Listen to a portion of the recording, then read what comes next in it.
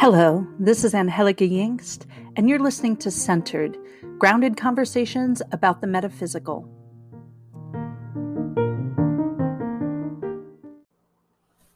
Today's conversation is with one of my closest friends, Jess Southwood. Unlike my other guests who work in the realm of spirituality, Jess is a business consultant and a facilitator with a particular focus on leadership development, team dynamics, and creativity in business. But honestly, I did not invite Jess here to talk to me about her work, even though it's fascinating and has taken her all over the world, jet setting. I didn't invite Jess to talk to me because she loves yoga and writing and poetry, though I find that really fascinating, and she's an amazing writer. I invited Jess here because we share something in common. We are both bereaved mothers. Both of us lost our second daughters through stillbirth in 2008. And then we, quote unquote, met in 2009 because through our grief, we sought community on the internet and started our own personal blogs about grief and mothering. And in that way, our paths intersected. We were both writerly and creative and irreverent and formed an immediate and all-encompassing bond, which we talk about. I wrote at a blog called Still Life with Circles, and Jess wrote at a blog called After Iris. And then we were both invited to write for the literary hub, Glow in the Woods, which was founded by Kate Inglis as a place to write more literarily, if that's a word, about what Kate entitled baby loss, or the experience of grieving either a newborn loss or stillbirth loss. I later became the editor of Glow in the Woods for a few years and passed the reins back to Kate. But Jess and I met through that, and then we started writing all the time, and we spent time together in person and have maintained our friendship over the last 11 years, growing together and moving past that place of grief. So it was interesting to go back and talk to Jess about grief today. What I really wanted to talk to her about is sisterhood and spiritual bonding and emotional intimacy, grieving publicly, and, dead babies. We say that quite a bit in this episode. We talk about baby loss bluntly, like you find in a community of grieving women on the internet.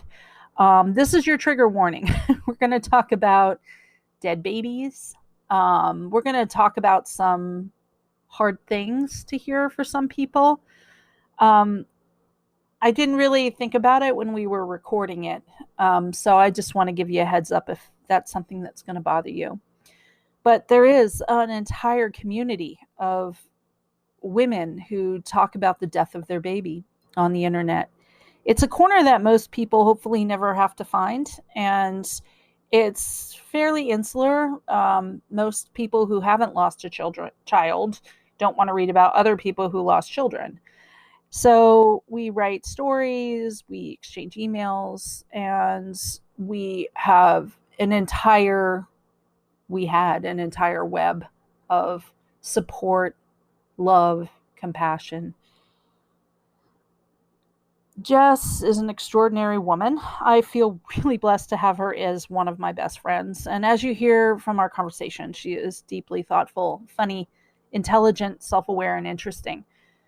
Jess's first collection of poetry can be found at littlelosses.com, and she has a master's degree in Shakespeare Studies from the Shakespeare Institute in Stratford-upon-Avon.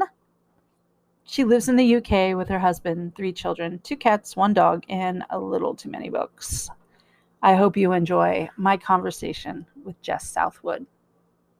I sometimes forget how we met. Not that I forget if you ask me, how did you meet Jess? I know how we met, but like when we're hanging out and talking, I don't think of that time in 2009 when we met.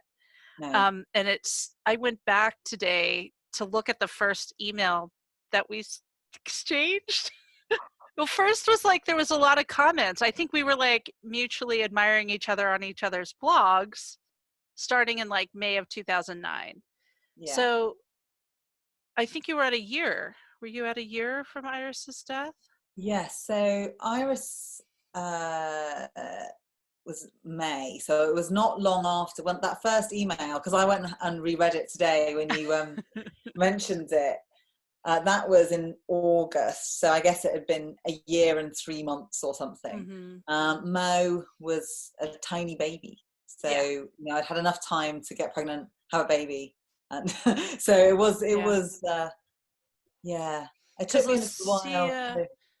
I think Lucia died in December of 2008, so Iris and Lucia were 6 months apart. Yeah, something like that. Yeah. Iris was May. Yeah. So yeah. So I think we had been commenting on each other's blogs. It was such a strange culture. So it took me a little while, I think longer than you, to hook into the blogging.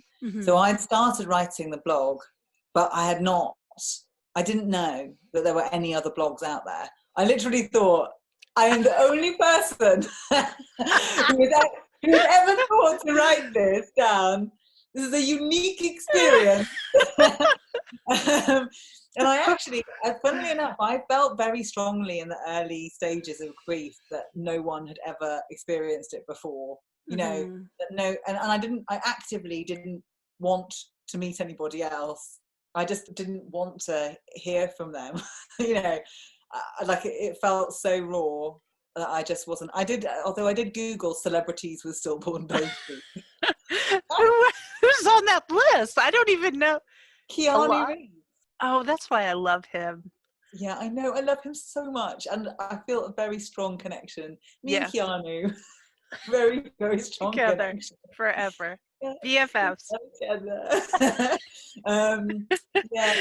Who else? I can't remember now. But so I looked up that, and then so it took me a little while, and then once I realised.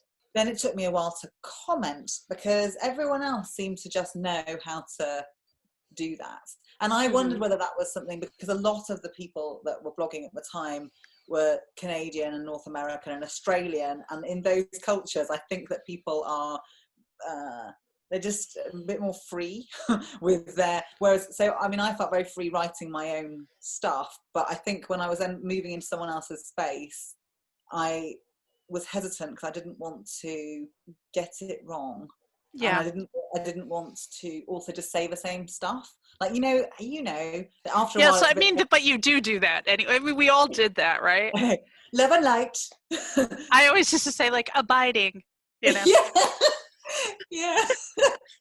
It was just like, remembering your sweet baby. Yeah. There were these phrases that were just the language that everyone shared. And I think that's a really special language. And I worry that I sound dismissive of it, and I don't mean it, but I just wanted to make sure that I was still, speaking in my own voice to people who were sharing so much rawness. And so it took me a really long time and also I wasn't sure if I could take any kind of rejection from anyone in that community, because I was just thinking, well, how awful if they're like, we don't, sure your baby's died, but we don't like you anyway. Which is funny to be afraid of, but like we actually did do that to people. Yeah, that's right. I mean, it did happen in our community a lot, but I hate to say it because it sounds ridiculous, but it was a community. It was a clique, just like any other clique. And you also had like generations within each community. So you'd have like all the 2007 moms would hang out, and all the 2008 moms would hang out. And then, I remember, do you remember when you did that amazing thing where you did Where We Are Now? Was that what it was called? Yeah. Right Where We Are. Right Where I Am. Oh, yes. And it was amazing. And you and Sally and me, I think I gave up before Sally. Sally went and commented on every single one. But oh my God, there was 106 of them or something like that. Yeah. So I think I did a lot of them, and then I got to a point where I just couldn't keep up. But what I noticed was how it started to be that you could tell roughly where someone was without looking at how long, because you could just see thematically, like by year 3 people are like, it's really sad, but I'm ready to move on. And then there's very few people still blogging who are into year Yep. 5s and 6s and 7s and so on. And then the people who were still blogging, because there was some amazing bloggers who are like 10 years out, but they'd come to blogging for other reasons. Yep. And then had written about loss in a broader context. Like, who's the amazing art one who did the Day of the Dead? Kara Jones. Oh my God, Yeah, she's amazing. Yeah. she's so amazing. But she was blogging about creativity and Mm-hmm. grief in creativity. But maybe I'm misremembering, but I don't feel like she had been blogging for 10 years about grief. I think it came later, and then Well, she developed a whole institute around grief and creativity. I mean, she kind of started doing classes. That's kind of was one of my breaking open points, was taking her class on grief and creativity and being like, oh, this is accessible to me, even though I'm not a great artist, and then it just kind of unrolled for me. And yeah, but I did that, like Lucia died December and I took her class in February. So that was not that long you were after. so you were so proactive in your grief. Yeah, I'm a little type A. And a tiny little bit. Are you? Oh, I had not noticed that. What did you say? You are such a joiner, Angie. That's what you said. You are. I am a joiner. I like to stay in the middle of the pack. That's so funny. Even in that first email that I sent you, I could just, the first 3 paragraphs of me effectively apologizing for getting in touch, like the most British person of all time.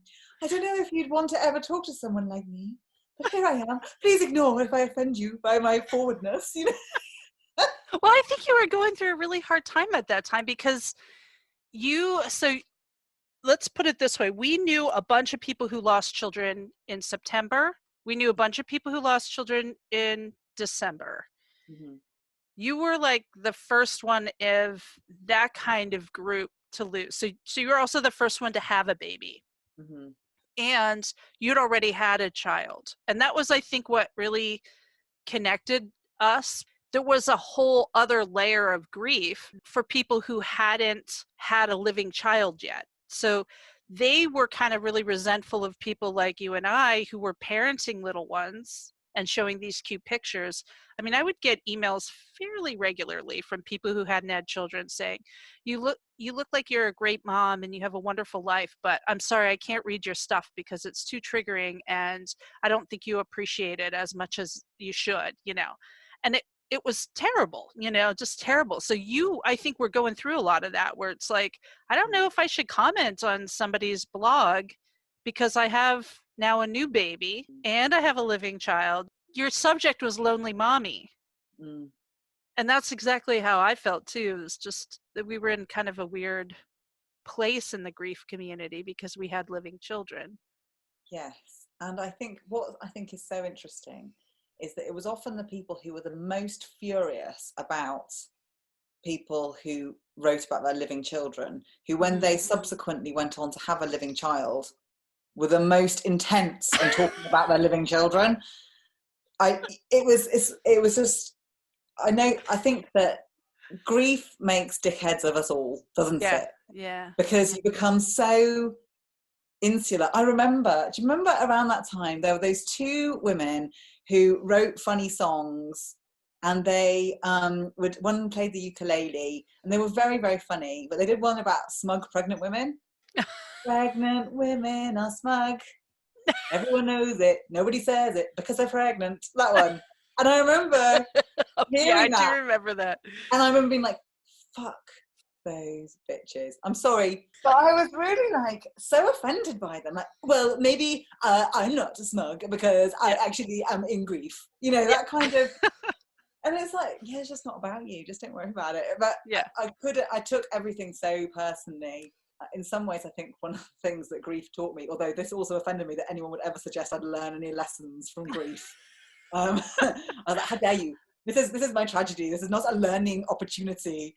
But I think one of the lessons it's taught me is not to take things so personally. And that has then followed me throughout the rest of my life into all sorts of really difficult and painful conversations. I just suddenly find myself much more comfortable and at ease than I would ever have been before, because I know that when someone's expressing a lot of anger and rage, and it might ostensibly seem to be directed towards me, it's not, you know, or if it is, I don't need to defend. And I think that came from being around some really angry women. Yeah. I mean, the other part, the lesson, the funny thing when you said, you know, you were offended by learning lessons. I mean, I think that was part of what kind of coalesced with the community online, which is that there wasn't like a safe space out in the world. Like nobody would talk to you about like what popular shows are on, or they did it without talking about your grief. It was like there was all this weird not feeling comfortable in your skin thing, where it's like you're in a normal conversation and people just don't know how to treat you. And, you know, we are very sensitive. One of the first things I read, because I was on like a pregnancy like chat room board for natural, and that's a whole other shit show, but I on that thing, but there was like a section for grief, and there was like a thread about books, and someone suggested this book, and they said, well, don't read it if you're really raw in grief, because it talks about the narcissism of grief. And I was like, that's offensive, and yet that makes a lot of sense to me. Like, this is a really narcissistic time. You're just really can't go beyond your own self to think about other people or other things. And so in our community, what happens is we get to talk about the really hard stuff right in the beginning, and then we get to know each other as time goes on. I guess that was part of it, is that we were all narcissistic. So when somebody would get like offended by something, then everybody would kind of try to figure out if that was a valid offense. It was just a very unique experience to be in this community. And I think, you know, I probably should start by explaining like a little bit about the community, which is what we're talking about is a community of women who have lost children. And the child loss was very specific in our community. It was stillbirth or early. Yes, very early. Like SIDS within the first 5-6 months. I mean, I would even say it was more like neonate, like very, like, you know, and within a few days or maybe a couple of months. There's a lot of people whose babies have spent a lot of time in intensive care, but they never. I think that the thing that they have in common is that no one really had any memories of the baby that wasn't them either being dead or being very, very sick. So it wasn't like, you know, people who had a bouncing happy 1-year-old who died. It wasn't those people. It was much more that early loss. Yeah. And then it was past miscarriage, because that was something that people would get weird about in our community. If somebody was like, oh, but I've had a miscarriage, it's like, well, but it was just a weird like grief Olympics kind of thing going on all the time. There was absolutely a sometimes unspoken hierarchy, but sometimes it was put right out there, wasn't it? Yeah. And different types of suffering and multiple losses. That was higher up the ladder. And if you didn't have living children versus having living children, that was another thing. If you had twins and lost one and not the other, that was a thing. Yeah. And what was so interesting about the group was that it was remarkably diverse in terms of background and age. Less diverse around ethnicity, I would say, and maybe class. And I don't know if that's a really British thing to think about in terms of, but like a lot of people, I guess, would have had a certain level of education, for example. I agree, because, well, I mean, I guess that's sort of, if people don't know do people know what blogs are still? Like, is it that obsolete? I think people are returning to the long form blog in the time of COVID. I wonder whether people are doing that.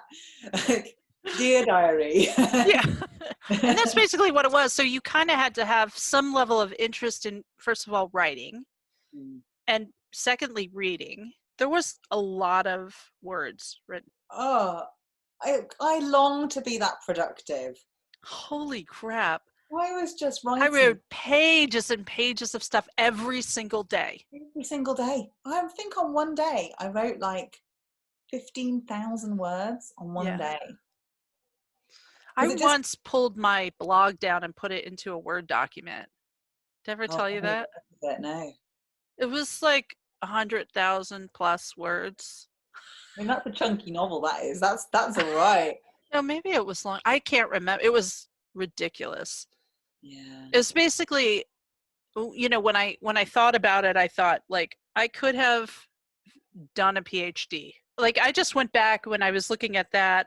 I clicked on a couple of like comments and just the amount of support that we were offering each other. And then everyone was writing like that. So you would read for hours a day other people's experiences of grief, this very particular kind of grief, Mm. the grief of stillbirth.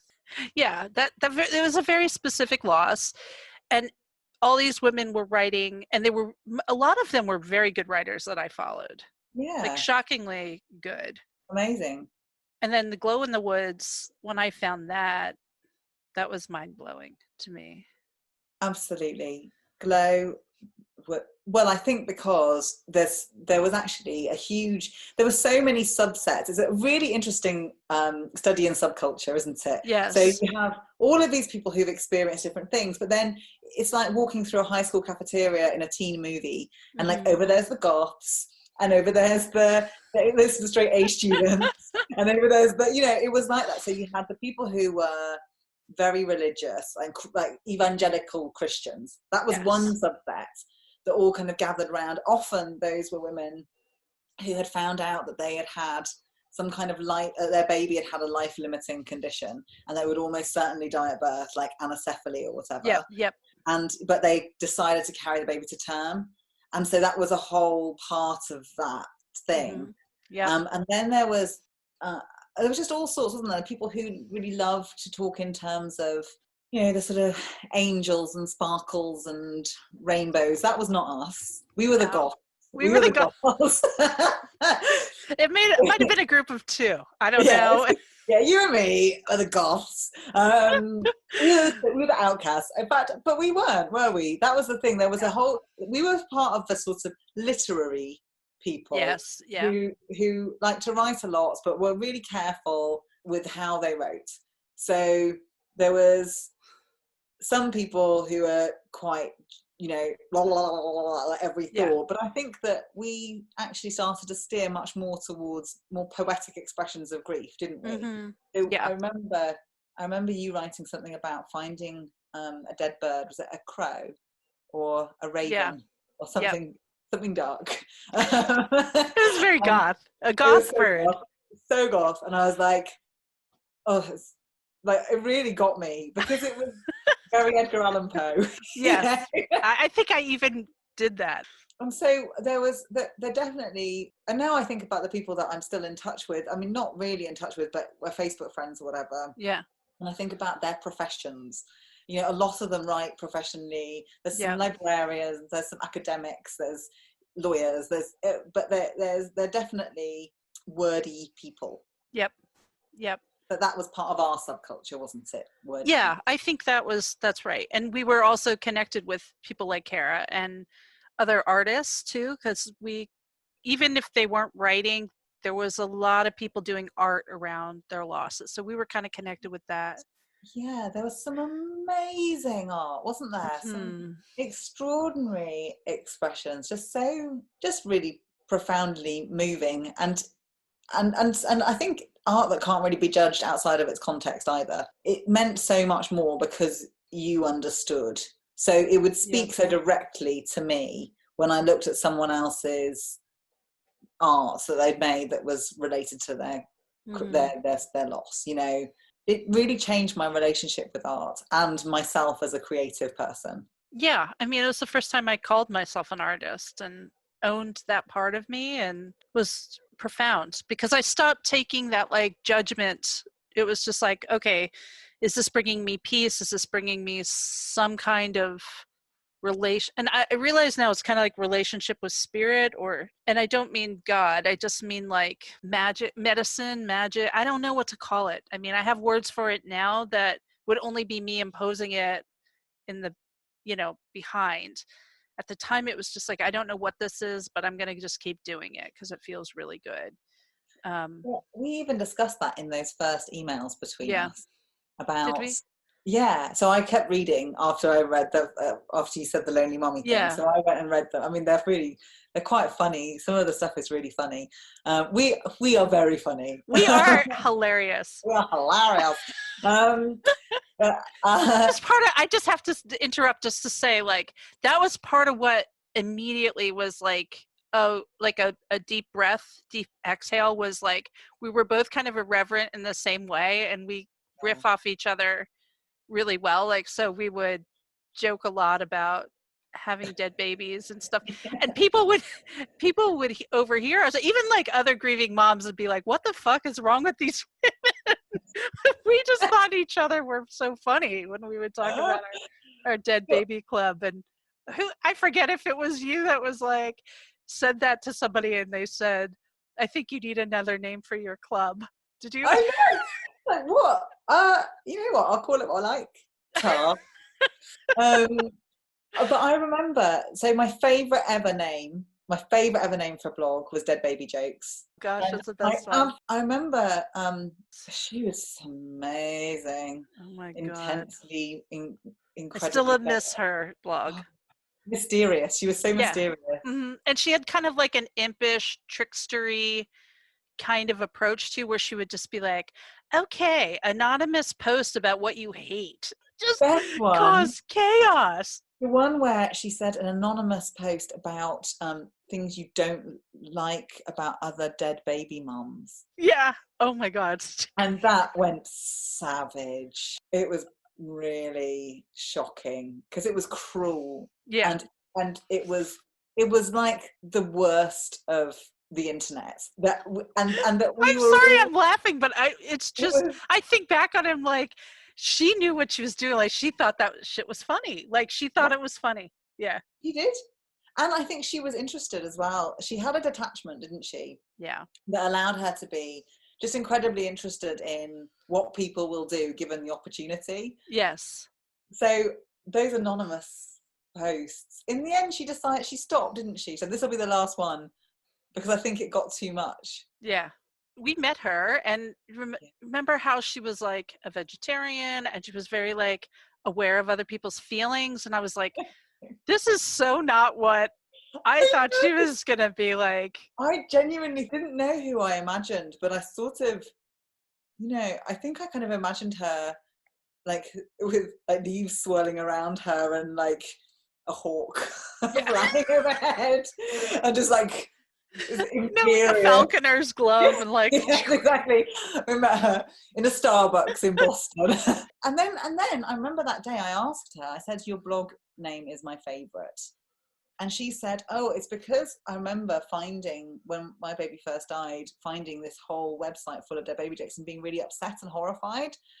And I was like, oh, I can understand why that would be horrifying. But the reason I loved it so much was because I think dead baby jokes are quite funny. Or like almost that, like I felt like it was an irreverent reference, not like, so it was like sort of sly and like looking out the corner of your eye at something. Yeah. And so when she sort of spoke about it in quite a heartfelt way, it gave me some insight into how much you project onto other people. Yeah. Because for me, she had been this, I remember the first time she commented on my blog and being like, oh my God, she knows who I am. Like, I know. when I met her, I was like, you're just such a lovely, obviously incredibly bright, but you're not mysterious. I thought you would be more mysterious. Yeah. And it was just an interesting lesson for me in my projection. Yeah.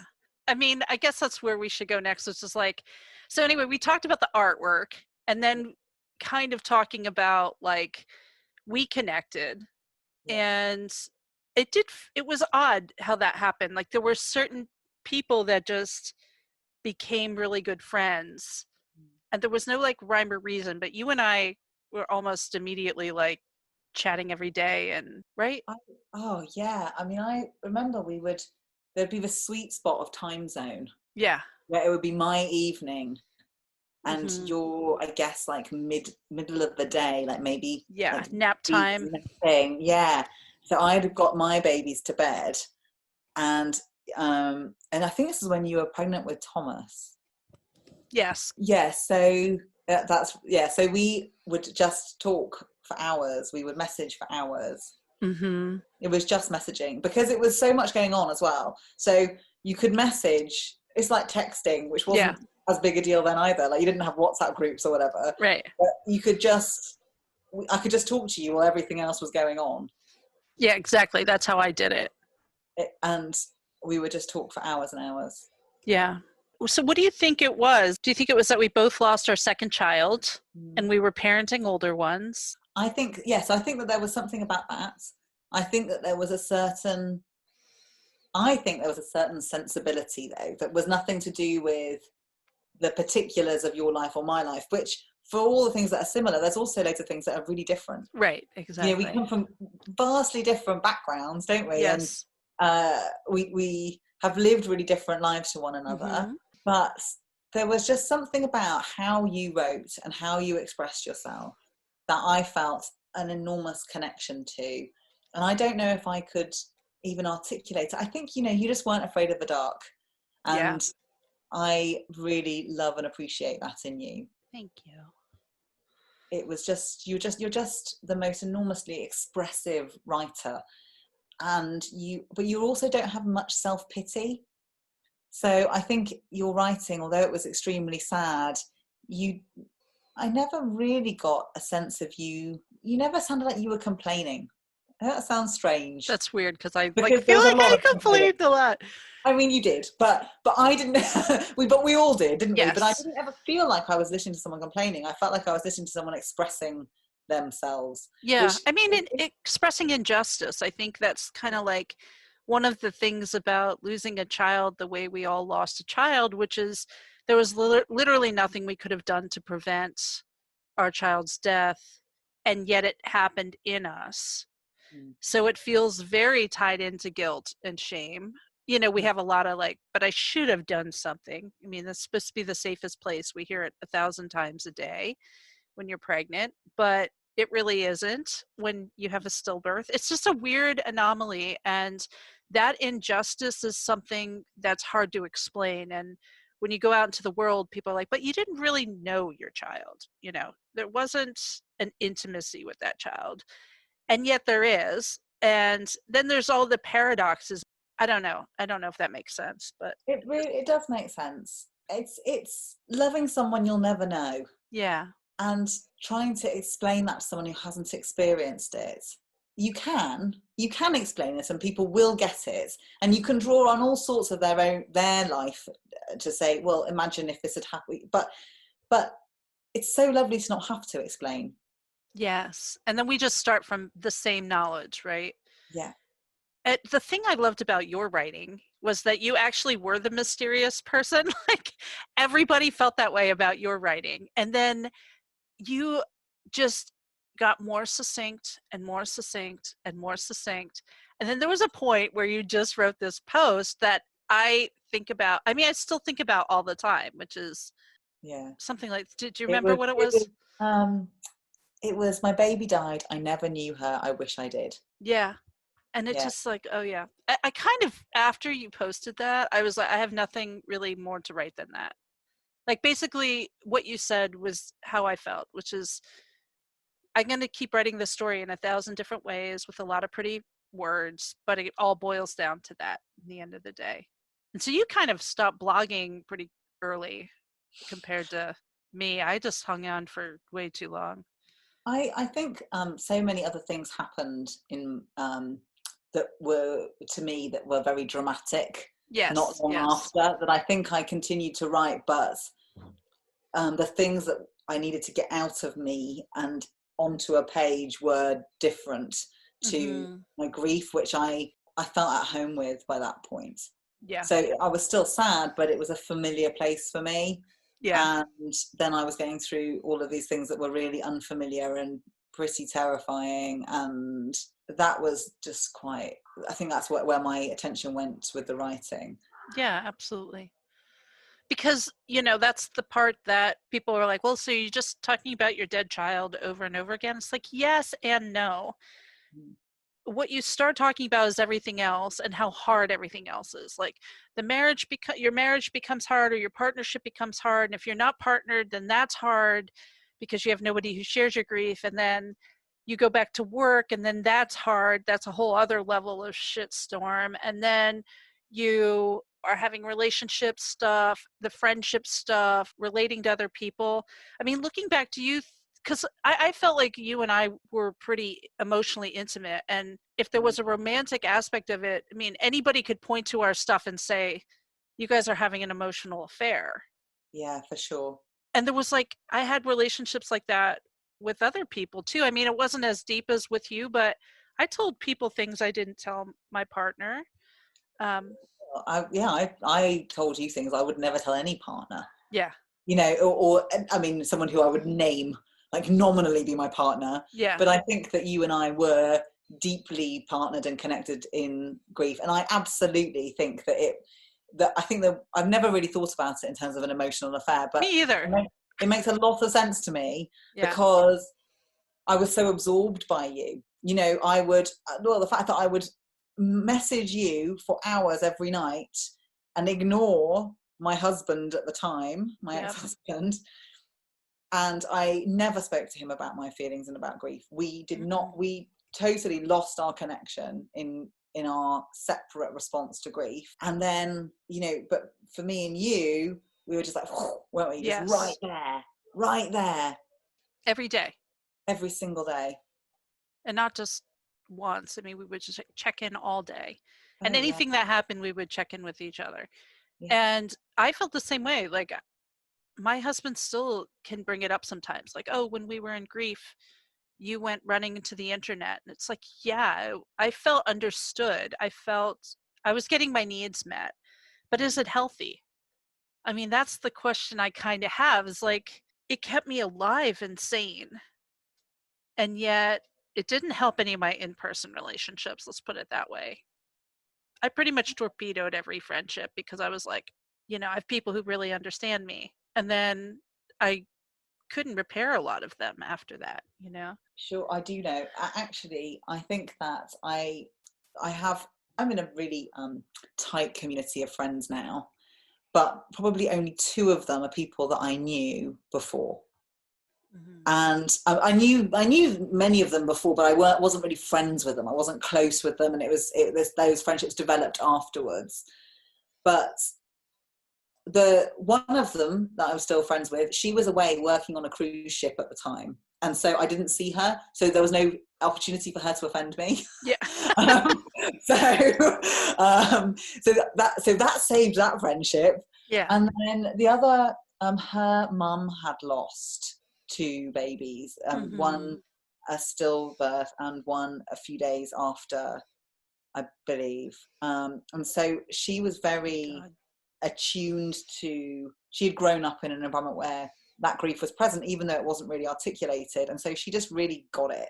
Yeah. She was a really, really great friend to have, because she was sort of outside of what we were experiencing, but had a insight into it via her mum.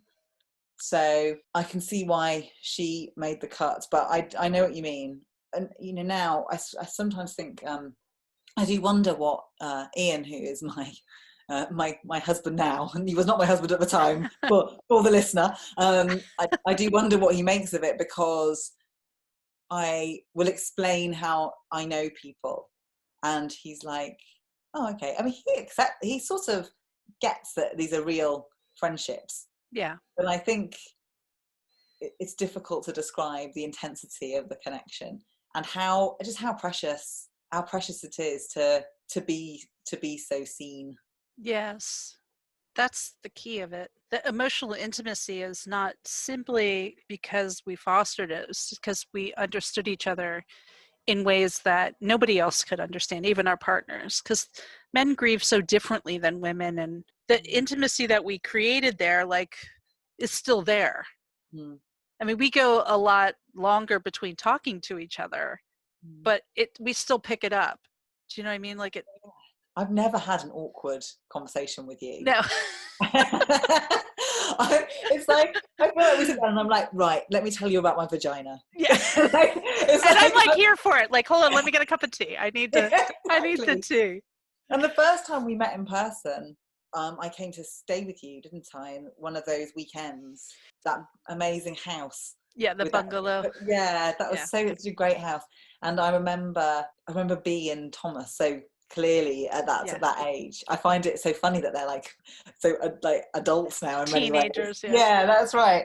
I mean, basically every time we spent time together, I'm like, that was a perfect weekend. Yeah. Maybe it's because we always do things that we love. Which is like, wasn't the first time you came, we went to the Philadelphia Art Museum and just looked for paintings of either Mary breastfeeding Jesus or dead babies. That was like the entire trip. We walked around and you're like, oh, I just remember where another one is. I'm like, oh, awesome. And then we looked around those and we were like, do you want to look at anything else? I was like, no, not really. Oh wait, I would be like, oh wait, no, there's this one with this with Prometheus liver getting eaten out. Do you want to see that one? So we went over to that area. Cool. We had so fun. And then we walked over to the Mutter Museum. Oh, God, I love that place. Great. I love it so much. I don't think I realized that other people find it grotesque, because I was like, didn't we take Niobe there? Like, wasn't there a time where I feel like it was maybe the second or third time you came to Philly, we were like, oh, Niobe, you want to go over? I'm not using her real name, I'm just using her online presence name, but we're like, let's go to the Mutter Museum. And we went there and she could not look at the dead babies in jars. Yeah, she was not ready for that. Well, I don't think she would ever have been. It was not. Whereas the first time we went, we were like, oh, look, that would have been the gestation of so-and-so's baby. Yeah. And that would have been the gestation of this other person's baby. Exactly. And we literally went and found all of the all of the dead babies we knew so well, because actually people's dead babies were more real to us than their living children. Yes. Yeah. And we found them all. Oh, they would have been this age. Even like the diseases they may have died of, or the syndromes they died of, there would be that baby in a jar. And we would like talk about that. Yeah, it's macabre, isn't it? It really is. It's terrible. It's why we're the goth. It's why we are the goth of the mommy blogging community. I found it so helpful. But it just meant so much to be able to talk about all of these things that really were shocking to literally everybody else. Yeah. And yet we could just be so easy with it. It was so easy. And that was not something I did not feel at ease in any other aspect of my life at the time. Yeah. Especially things like that, where you're like, no, actually, you don't need to shelter me from this. I actually want to see. And I remember kind of crying a couple times when we were there, like tears coming to my eyes and just kind of processing what had happened again. But it didn't feel bad. It didn't feel gutting or anything, because I went to the art museum with my in-laws and they saw that the one painting, the stillbirth or the death of some baby, and they shielded me from it. And so it was such a different experience to go with another grieving mom and just be like, oh, I got to see this up close. Like, is this really a dead baby? Like, yeah, we were right there, weren't we? Like noses pressed to the canvas. But I think that's right. It was, I think that in some ways that shielding and that looking away and that protecting, that was all of the stuff that I resented so profoundly in my life outside grieving mothers, because I felt like people were doing that to me all the time. Yeah. They were censoring or not being able to look at me directly. I remember people just really wanting me to be over it. I remember a few people being pretty critical about me writing and sharing all of my feelings so publicly. And so in a way, being able to just look at it really frankly and head on, it just meant so much to be able to do it. Yeah. And I really appreciated that all of those babies were in jars right there for me to look at, because, you know, I had such a very small amount of time with Iris's body. You know, that's one of the things that I think people talk about quite a lot in the grief community. I remember, was it maybe Carly had written a post, I think is a really great post, and I have directed people to it. It's like what to do if it's in the first, like if you're reading this from the hospital. And one of the things that she said was, take off the baby's clothes and look at its whole body. Yes, I did not do that. I didn't either. And I sort of did, because I think I got her dressed in different clothes. I wish I had done that. They put her in these frilly clothes, and I put her in the clothes that we'd brought. So I did get a look at her, but I wish I'd taken more photos. And also, I mean, because it's so overwhelming when your baby dies and there's so much going on. I remember at one point, me and David just sitting in the room with her. They left her in the room with us, which is so great. They really handled it brilliantly, the hospital that we were at. But we were so overwhelmed by it that we just did the crossword in the newspaper and ate a Twix and just didn't look at her. Like, we just forgot that she was there. And then we'd peek over and be like, oh yeah, there's our dead baby in a bassinet right there. And I sort of, now I'm like, why didn't I use more of that time to look at her and to be with her and to hold her? But the reality is that you just can't. It's just too much. Too much to process. So intense. And so then being able to subsequently go to a place and see those bodies, it just answered some questions for me that I'd still had and I hadn't realized that I was asking, you know? Yeah. So, as I'm sure that to someone listening to this conversation, there might be things to sort of cringe away from, but it was so important to me that we didn't pull away, and that we were, and I feel that there was this unconditional nature of our connection and our friendship was all born from sharing that instinct and wanting to be there in the intensity of that moment. Yeah, and be there in a non-judgmental way of each other. Like, even if we sometimes judge other people, we never would judge each other about. So that was very healing for me. I don't even know how to say it any other way, just to, like you said, be seen, be known, be appreciated. You know, when I would say something like, do you want to go to a museum of medical oddities and look at babies in jars? You're like, of course I do. Like, whereas, you know, other women grieving are not the same as us. So I don't want to pretend like we're the norm, but that's the important part, is finding that person that aligns with you. One of the things I think was very bonding for us is doing like the Still Life 365 project. Like, I know I was kind of leading it and doing it on my own, but you helped me so much with that, just brainstorming and thinking about it, which was a project where we posted a piece of art or writing or creation from a grieving mom every day for a year, or dad. We had music and poetry and artwork and knitting. I just remember there was somebody who posted like this incredibly long scarf. It was so long. It like went the whole length of a house. Do you remember that? Yeah. And she just like was so sad. She just kept knitting and knitting and knitting. Like a modern day Penelope. Yeah. Tapestry. Yeah. Yeah. It's pretty intense. Yeah. There was a lot. I think that was one of the reasons why we connected on lots of levels, didn't we? It was because we also had, it wasn't just the writing, it was, oh, this is a cool thing. Oh yeah, I'll do the cool thing.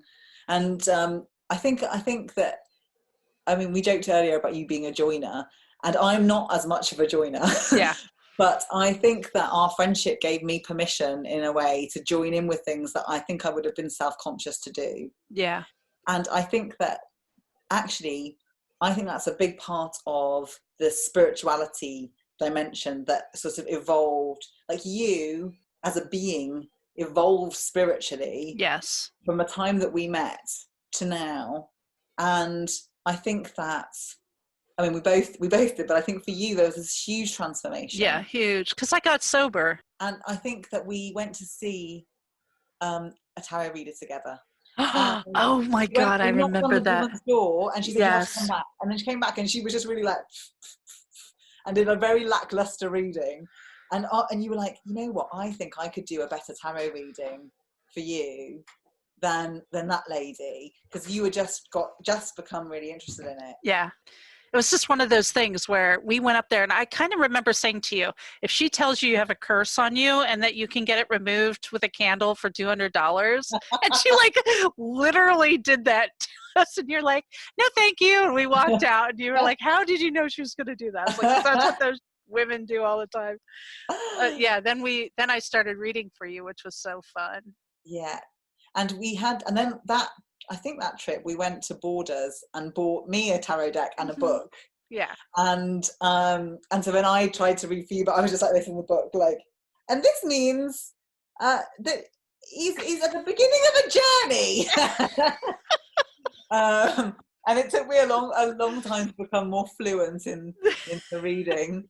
But that was the beginning. And then it was the second time we went to see the man who touched her hair, and it was like on like, you know, squeezing my arm. That was so funny, because he said that, like, you're like a soccer mom. That's what he said to me. Do you remember that? And you were like, soccer mom? I remember what you said. You're like, she's a goddamn mystic. Yeah, exactly. And I think he compared you unfavorably to maybe to your sister. Yeah. Well, she's very special. She's very, very psychic. You, not so much. Like that. Oh my gosh. That's so funny. I remember that. And he was just touching my hair and like petting me. I know. And I was like, if you keep doing that, I'm going to go to sleep. Like, I think I even said that to him, but it was just so odd. Yeah, it was really interesting though. And I think that because, you know, when I read for people, I don't read for people that often now. But one of the things that I will say at the beginning of every single time I've read for anybody is I'll always say, look, just so you know, I'm not a psychic. You know, I always say it, because I'm not. You know, what I am is a quite intuitive person who has a really great memory for the story of the cards. Yes. And when I am talking to somebody, because I like connecting with them, I find a way to tell the story in the cards and see how that resonates with them. Yeah. And so and then afterwards people will say to me, you know, I think you are psychic, because if you weren't psychic, how did you do that? And I'm like, well, I'm comfortable with you thinking whatever you want, but for me, it's just, these are the archetypes. These are stories that many, many, many people share. And that's not to say that I believe that people have a stronger connection to a spiritual plane. I believe in psychicness. Yeah. Is that a word? But I don't claim that for myself. And I often I recognize the hunger that they feel to believe that of me, because I so wanted someone to just grab my arm in the street and be like, I'm a psychic and I've had a vision about you and everything's going to be fine. You know, yes. I so wanted that. But I think the thing that was so amazing about you reading for me was that we didn't ever have to pretend that you didn't know all about me. Right. Yes. I often talk about those times that I read for you. I mean, I don't use your name or any, but just how when we started reading, even when we were apart and you were in England and I was here, and we would read for each other, and the way the cards continued to like evolve, it was incredible. So amazing, because you were reading a lot at that time. You were reading for a lot of people, so there was no way that it could have been anything other than, it felt like it could not be a coincidence. It felt so much like a story that was unfolding in the cards, and that it was because you were reading for me so often. I mean, I often think about that time and think, I cannot believe how much I drew on you. That was so selfish. I was just so desperate to know that, I mean, at one point, I think you read for me like 4 times in a week. And each time, you'd be effectively predicting, you know, you'd be like, okay, and this is what I'm seeing for you. And this sort of, you do the 10 card, the Celtic cross, and, you know, it'd be like in the approaching, and the approaching would be like 45 minutes later. Because you were reading for me so often. Oh my goodness. But that was so helpful for me, because I was just starting to branch out professionally. Like at I basically, probably that first time I bought you a deck, I don't know if I used a book when I read for you, but it was a very long time that I was reading from a book. I probably wasn't, but yeah, I mean, it took me a long time to trust that I didn't need a book to read the cards. When we were doing that, because we had such an intimacy and because we were completely honest, you would just be like, I would say, well, try to couch it in a kind of a nice way. And I'd be like, well, kind of, in this way, you're being a little maybe like you're just thinking about yourself. You're like, no, I'm being a selfish bitch right now. And I'd be like, yes, that's what I wanted to say, but I couldn't say it. But like it sort of evolved where, we stopped, even me trying to couch things nicely. Like I would just say what I was seeing and you're like, no, that's exactly how I'm feeling. And it was so helpful to understand. Like I still draw on that understanding of the cards. So there's things that even from them still come up for me from those readings. There were certain themes that were there, and I remember when they started to be born in the readings, like the King of Pentacles, and then you'd be like, look, I know that you really don't want this to be the case, but there's this King of Pentacles. I think the situation you're in right now has nothing to do with the King of Pentacles. But this is here all the time, and me being like, no, okay, thanks, but maybe the King of Pentacles is something else. Okay, bye, let's move on. Yeah. And then now, and even things like, But he was like in the outcome forever, and then he came to the approaching, and then he was in your present, and then he was in your. It was just incredible. Yeah. That happened with our readings over and over again. Over and over, and even things like I remember getting reversed King of Cups. Mm-hmm. Which means something to me now in a way, like it was like a clarification card. Yeah. And now I'm like, oh. I mean, that was the stuff that was born out, like that we worked on together in some ways, Yeah. It was absolutely fascinating. But also, do you remember there was one time, one of my visits to your house where we did a reading about a man that I was involved with at the time, and we did it sort of like for him almost, and then towards the end of the reading you were like, I feel really like I wish we hadn't done this because I feel like he hasn't asked for it. Yeah. And it was a bit like we crossed a line. Yeah. Because we were seeking this insight into someone else's experience and we got it. And I know. Then it was like, yeah. Like that was part of me figuring out, okay, this doesn't feel good. Yeah. And thank God I did it with you. Yeah. Because we could talk it out. If anything, I appreciated it. Like, because I think that the place that I was in was so terribly toxic and crappy place. It was just on every level so difficult for me to work my way through. It was like tower after tower after tower. The tower showed up quite a lot. Yeah, I remember that. And then was so appreciative of just being able to pull on some of the threads of what was going on, and it helped me find so much clarity. And I think that that's one of the things that when I talk about why it's so amazing now, even though I think I come at it from a different spiritual lens, I still feel like there's something that's so profoundly useful in the tool. Mm-hmm. And in people being able to look outside of the narrative in their head and onto the narrative on the table and think about how those things connect. Yeah. That for me exists outside of the spiritual language of the tarot, which I don't always feel completely comfortable with. Yeah. Maybe we should talk about, I have belief in God and that spiritual part, but you do it more to connect with your subconscious, and like you don't have that same belief.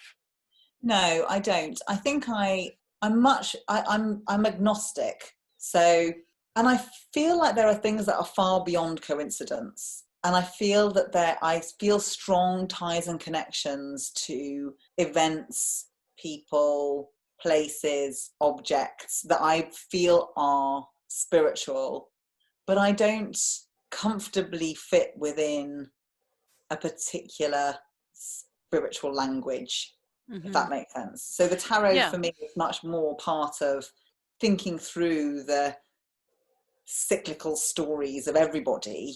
Yes. That allows me to access a spirituality that I wouldn't normally reference in my life, if that makes sense. Yeah. I mean, I come at it with basically the same way. the whole archetype thing is so vitally important for understanding one's, like, that's the common language that connects all cultures, I think, is archetype language. But what I love about our friendship and our relationship is how it has evolved. Like, how as I've evolved, you haven't been like, oh, Angie's getting weird. Um, you know, I mean, maybe you have, but I mean, also in a good way. But I just kind of remember us, when we were really still in grief, part of the reason we wanted to have a reading was, were we going to connect with our babies?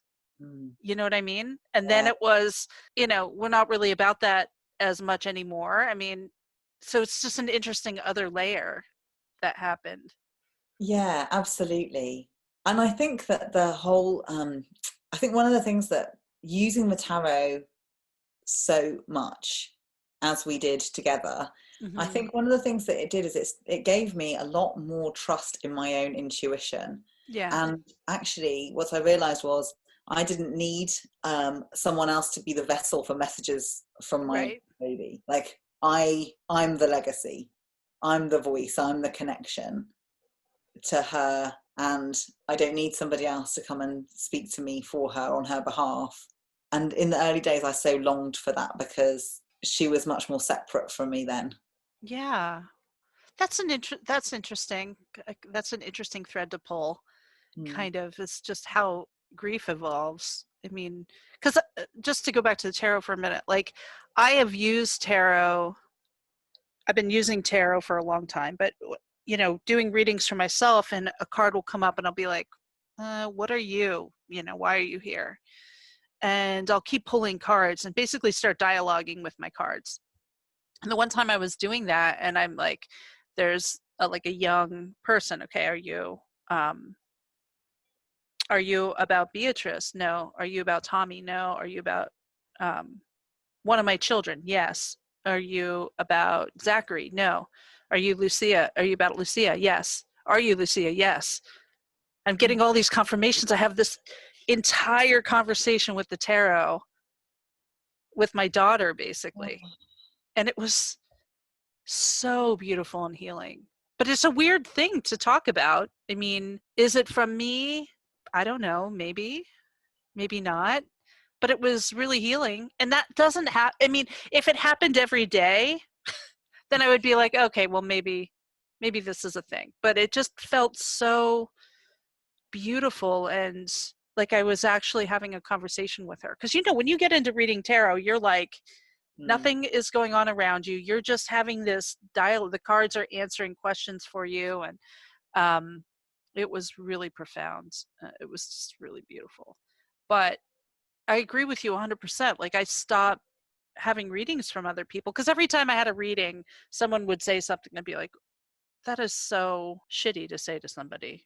And Mm. I realized, like, oh, this moniker, this psychic thing, this intuitive thing, this when you hang the shingle up, it doesn't give you a right to not consider someone's feelings. It doesn't give you a right to talk about, you know, things that somebody's not open to talk about right now. Mm. It has to be, I don't know, it just seems like it gives people rights to be assholes sometimes. Yeah, and I think there's a sort of authority attached to it, isn't there? And it's like the highest authority because it's spiritual. Yeah. So whether you're whatever the substance of your beliefs, if you're going to see someone to talk to them in a spiritual context and they are claiming to speak for a higher power, then I mean that power always attracts Yes. certain types of people. And I think that there's a lot of that. There's a lot of those Yeah. sorts of abuses or just assumptions. I mean, the soccer mom thing, like, I mean, I'm sure he didn't think that he was saying anything derogatory to you, Yeah. but And I mean, on one hand, it wasn't derogatory at all. it, I wasn't offended. But the other hand, um, it was very surface, like he yeah, was reading what I was wearing. He was reading how I looked. He was reading about my age. He was reading about my hands, whether I was wearing a wedding ring. Like, there was a lot of things he was reading. Was he reading my energy? I don't know. I don't think so.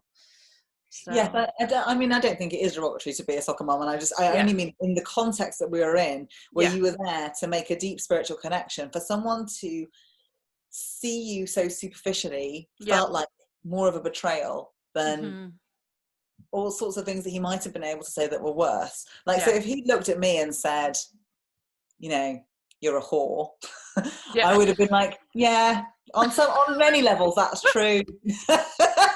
You know, I'd have been like, yeah, you got it. yeah, I feel very seen. but, but exactly. but because those are the things that I was fearful of in myself. You know, I was Yeah, navigating life newly outside of my marriage, where I was doing things that were not great. You know, they were compromising, yeah, um, and they played a part in other people's shit. You know, in other people's adultery and infidelity, and other people's stories and patterns that, you know, I'm not proud of who I was then. So I think those sorts of insights from the tarot, and actually, you know, it was quite useful to be able to work out some of my darkness there, because I was feeling so wretched about myself and my choices. yeah, And so to be able to lay it all out. And I think that's one of the things I find about tarot, is I think it's really redemptive as well. Like, that's the story, is there's yeah, always redemption.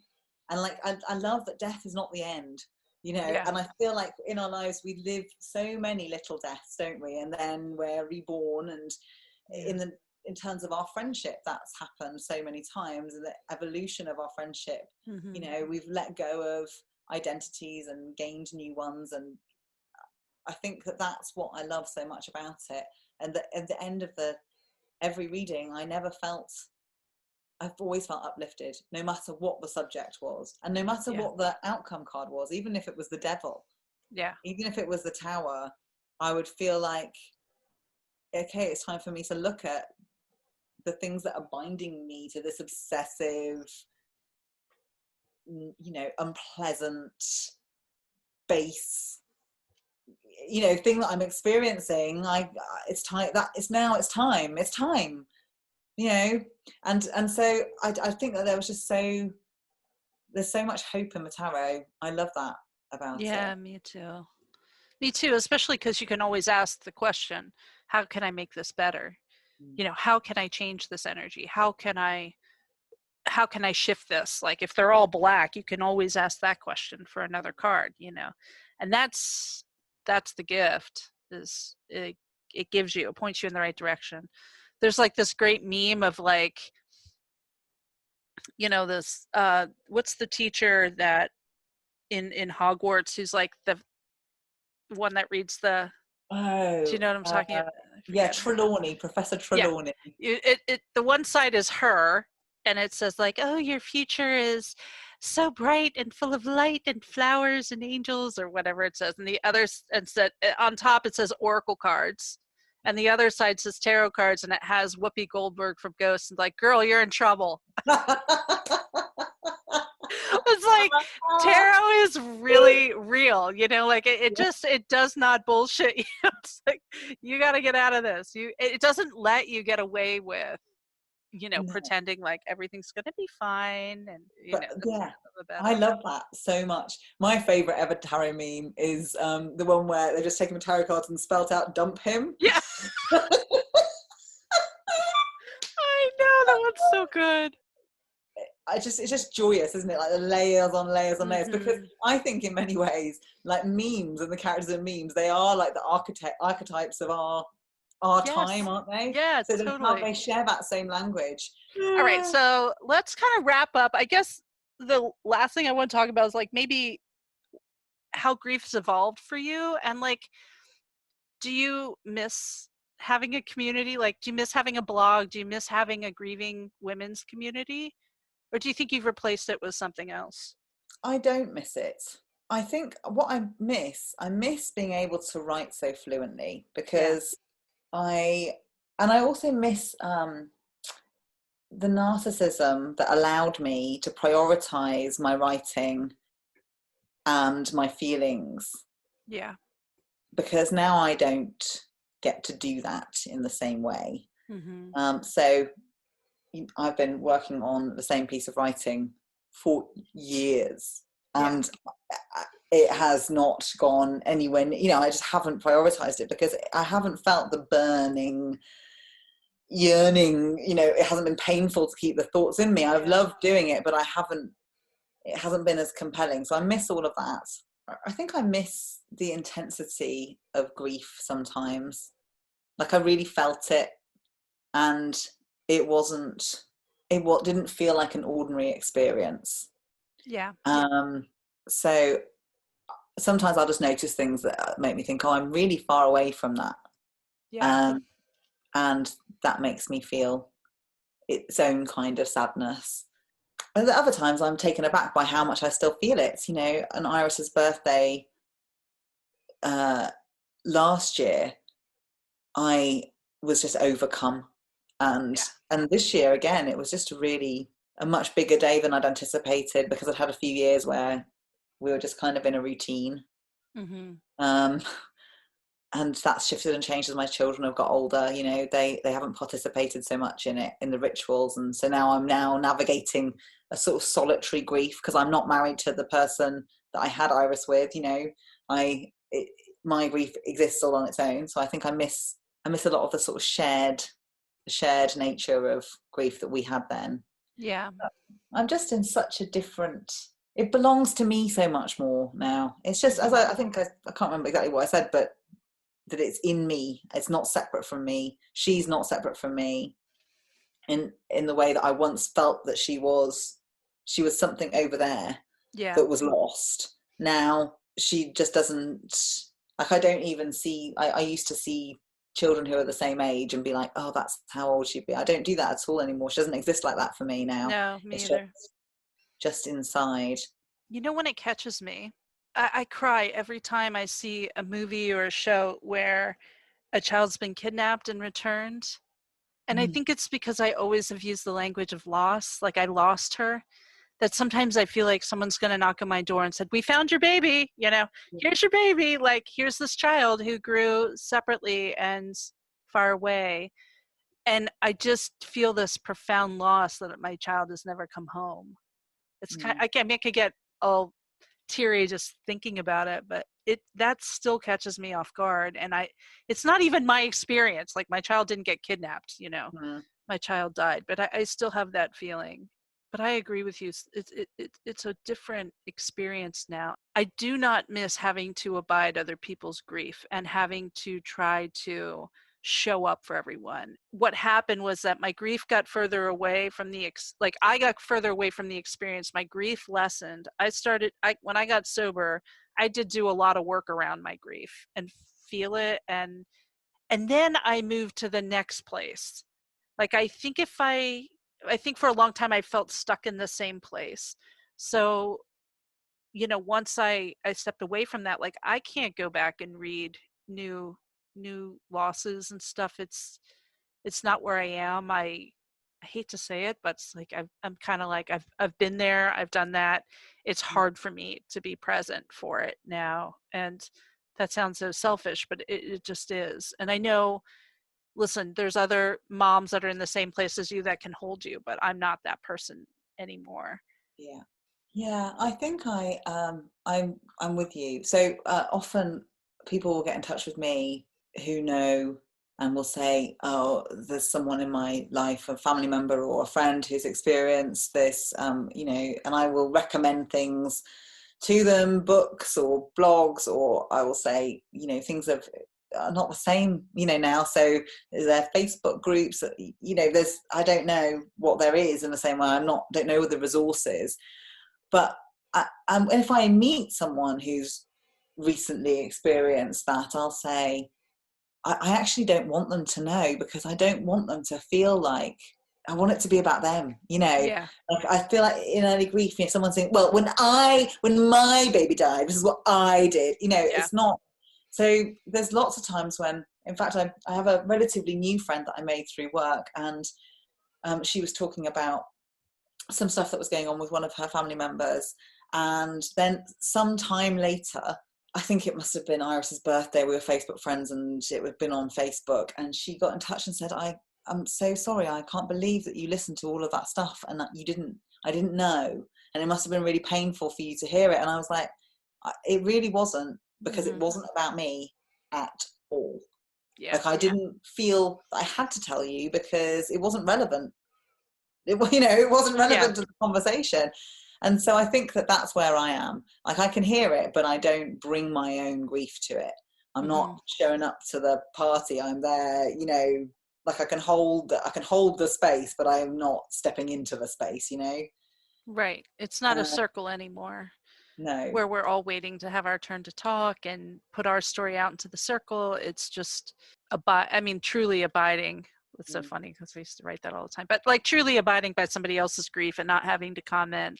You're holding space in that way, just taking them where they are. And I really resented when people told me how I should honor my baby. Just be like, oh my God, shut up. Like, I had a therapist, and I picked her because she also had a stillbirth. And I went to my first session, and I was a freaking mess. I think I was like 2 months out, maybe a month. And she was like, well, so do you have any questions? And I was crying.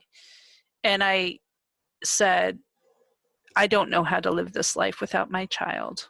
I don't know how to live this life. And I was just weeping. And she's like, well, let me tell you. She literally said that, and then went through like, you can light a candle and have a candle there.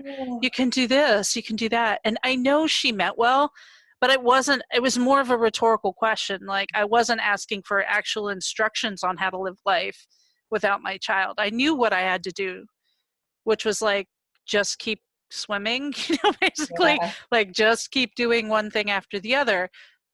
What I was saying is, emotionally, I don't know how to live this way with so much pain. And what she was telling me was, you can take some steps and not feel pain. And I was like, that's just not true. It's not true. And so that not trueness really always resonated with me as like a anger. I didn't go back to see her. And she sent me like 2 or 3 emails saying, why wasn't I a good fit for you? And I think it was because she thought, here I am, I'm perfectly suited to work with somebody who's had a stillbirth. And I said, because you sound prescriptive in how I'm supposed to deal with this, and I just really needed somebody to listen. And she apologized, but I mean, that's the thing. You don't ask questions you don't want the answer to. Well, I don't know. I still feel like, I mean, that's partly why I think, therapists train for so many years, because they don't do that. They're not supposed to project their own experience onto you. It's not supposed to be about her. And so I think she went awry there. But I also think that, we can, in our own moments, things hurt us that might be otherwise completely innocuous. Yeah. And I think that's what I don't miss, is what a raw nerve I was. Yeah. All the time. Oh. All the time. But I mean, I like what you said too, like the immediacy of grief, the way you feel it is it's so present, and you have to just feel it. Like, there's nothing else that you pay attention to other than that pain. And then you've got the hormonal mix, all the stuff, just, it's like this perfect cocktail of, I think narcissism is a good word, but I don't think it's bad. Like, we tend to use narcissism as being like, an insult. And I think in that way, it's just, I had to pay attention to myself. I had to find what was going to heal me and help me. And thankfully it was like friendships like I have with you, and that was powerful. Our relationship has been one of the most meaningful of my life, and will always be. Me too. I love you. I love you too.